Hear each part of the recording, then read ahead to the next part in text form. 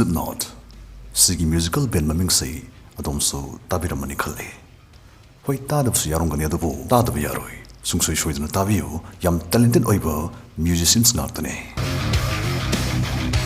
Slipknot sei 1995 the same kiva American heavy metal band namane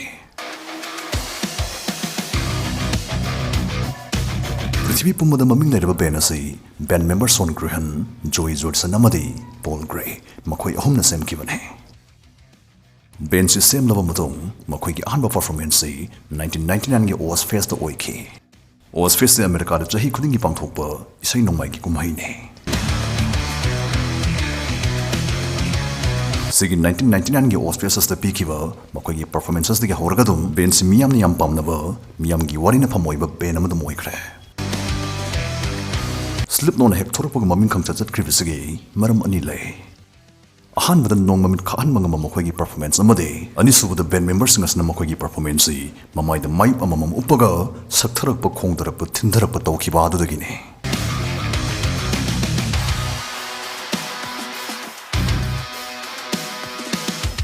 stage performance piba matamda band si gi member makhoi mapal mak makhoi gi asingma masa amatu uba phangkide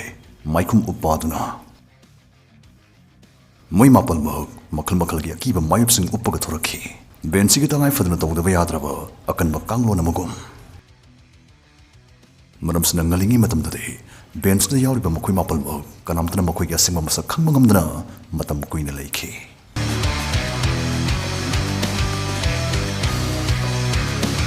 masina so top top langtak na bagi mahawama miyam da piduna lakhibane offer some reward kya galoina limited period kyoina Rami Circle mohalagle Rami Circle say 100% safe and legal loiba gaming app amani sidadong skill Rami sanaduna case ki mana phangbi ai safe and secure web apps data dona 1 crore active players thena bigani hairagdi Rami sanaduna mana phangbi are sanaba hitrabeso practice games tagi irai line tambai ai masdai case games tam on tharkadabani Rami Circle the EP deposit ki safest facility phangbi gani Paytm phone pay credit or debit cards tagi irai line deposit tawi ai first deposit welcome bonus oina ₹2000 fall phangbi gani Rami Circle Rami sanabasi masiyam phone the smoothly sana vai doi screen da mutung ingbiyo so friends description da download tobiyo register to tun an deposit ₹2000 welcome bonus phangbiyo Rami Pamasing daw dum yani habi khanbiruno Game involves an elements of financial risks and may be addictive. Please play responsibly at your own risks. Bench na ngasi fawda chahi kunhena prithvi sig leba kya da concert kya pikre prithvi pumda makhoi gi fans masing lakamdana lady bane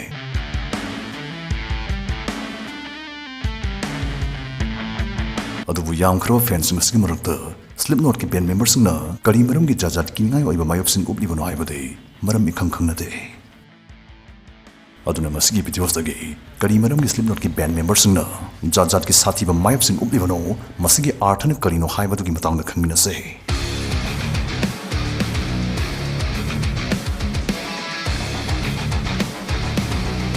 Slipknot ki mayop se makhoi gi band gi masak takpada aso thodang lobba posa amo oire Moi ga singma masak sing budi khangbi jadana mai uplabada da SD Slipknot ni haina masak khangnari bane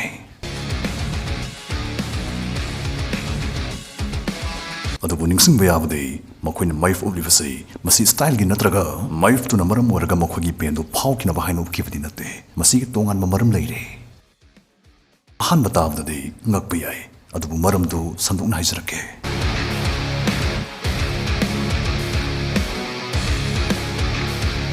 Slipknot band members na maif upagi khwai marui ba maram sei makhoi na music pu yam haksina thamoi sing nang sijaba pamjabagine adom na klam yai music pambaga maif upaga kari kamai na mari lina doina adom gi chamam nam du kokna ba mi hat ba mi jab hingsa ba singi mamai man ba sathi ba Maikhum sing singi arona thup khangna ba gidama ngasagi chahi kunum doi gi mamang 1995 ki matam da chalase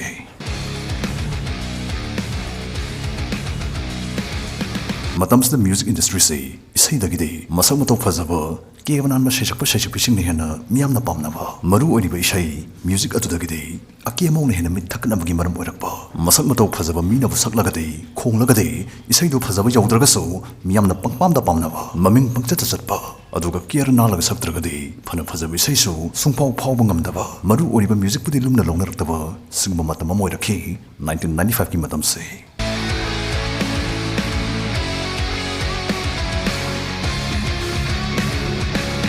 Sigumba music dagi sakne na lumna longnar paman mamong se Slipknot ki band members na yaning kide. Maram sna moina moigi band do makhoi gi masak yang laga miyam na khangnaw gi mahutta makhoi gi isai dun makhoi gi band gi masak taan ba paungki.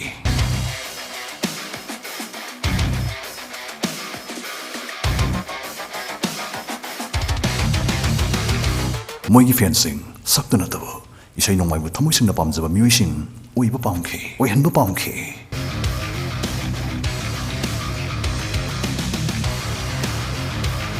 Mastagi moigi sak amata isai yeng ba live sing da onbana masak phaja hona ba hona ri sing aduge ona teina bada tamthiba ki ba mic sing uptuna performance pi ba horki amade tasing na miyam ne Slipknot pamdari base masi makoi gi masak sing adu da na de makoi gi music adu da ni haibe se so masa matum da taksarakhi.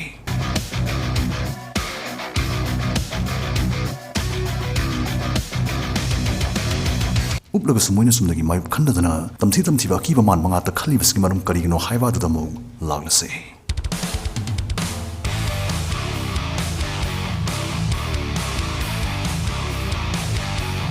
Slipknot semakpada maruiba thodang loriba band member Upkhribano 1996 da magi yungi lenungi ka adudagi chahi tara hin urkitraba box ama thingnarakhe. Box asgi manungdani sigi clown haidi joker gi mai basi yaurungkiba.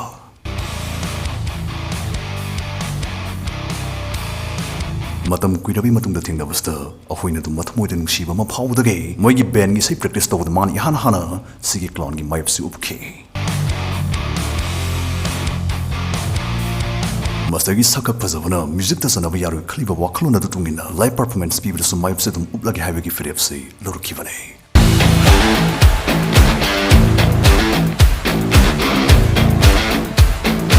Mai upaga performance people highway son grand gi wakhlo se band member ataina han bade kya yaningam de adu bi kui full support pin rakhe magi mai khana rakhe.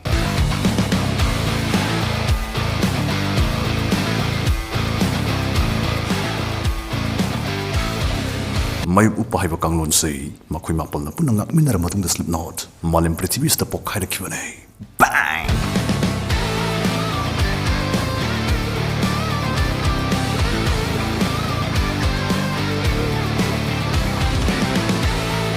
Slipknot band members sing snow liver mai sing sagi magi oiba nungi one talk moina masam sagi mai sing do kali marongi khali bano haibagi art sulai maram leiri maram sing sagi matang dana atopa video madamo purak laksage.